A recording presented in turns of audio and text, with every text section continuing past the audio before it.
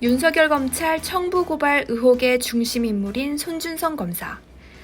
윤 전 총장이 그를 빠르게 손절하는 모습을 보이면서 손 검사가 추미애 사람인지 윤석열 사람인지에 대한 논쟁에 불이 붙었습니다.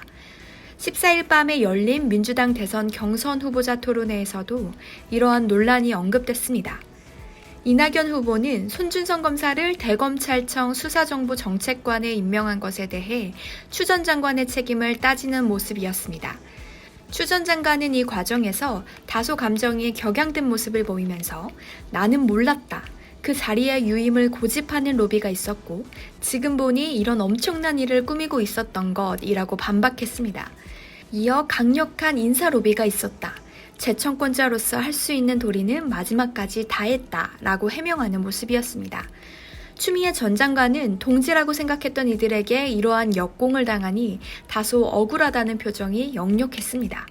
지난해 7월 출간된 추미애의 깃발이라는 자서전에서도 그가 손 검사를 어떻게 생각했는지에 대해 잘 나와 있습니다. 239페이지 부분에 이러한 내용이 기술돼 있습니다. 대검 수사정보정책실은 여러 정치공작 사건과도 얽혀와서 이 자리를 축소하거나 폐지하는 게 검찰개혁의 대의에 맞아 폐지하라고 했더니 절충안이 들어왔다. 수사정보정책관 손모 검사는 그대로 둬야 한다고 엄오하고 못 바꾸겠더라며 여기저기 손을 써서 장관 제청을 막는 수를 썼다. 알고 보니 대검에서 대변인은 입이고 수사정보정책실은 귀였다. 윤석열 총장이 그대로 다 가지고 있겠다는 거고 이후 문제가 된 판사 사찰 문건도 바로 여기서 나왔다. 자기들 기득권 유지를 위해 너무나 중요한 자리니 여기저기 로비한 거다. 결국 판사 사찰 문건에 대해 제가 11월 26일 대검 감찰부에 수사 의뢰했지만 손 검사가 계속 그 자리에 있으니 수사가 제대로 이뤄질 리가 없고 대검 차장이 서울고검으로 배당해서 제가 물러난 직후 무혐의로 사건을 덮어버렸을 정도로 치밀하고 대담했다. 추 전 장관이 손 검사에 대한 윤석열 전 검찰총장의 유임 요청을 받은 점, 그리고 자서전에 적혀있는 내용들을 미루어 볼 때 손 검사가 추미애 사람일 확률은 거의 없어 보입니다.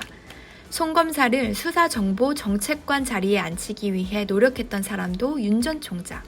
손 검사 역시 지난해 11월 판사 사찰 문건이 언론에 공개됐을 때 윤 전 총장을 보호하기 위해 부단히 애쓴 것으로 잘 알려져 있습니다. 여기까지만 보더라도 손준성 검사는 윤석열 사람이라는 등식이 성립되는 듯합니다. 박범계 법무부 장관 또한 13일 국회 대정부 질문에서 윤 전 총장과 손 정책관은 매우 특별한 관계였다. 그것에 근거가 될 수 있는 여러 가지가 있지만 지금 밝히기는 어렵다라고 답변하기도 했습니다.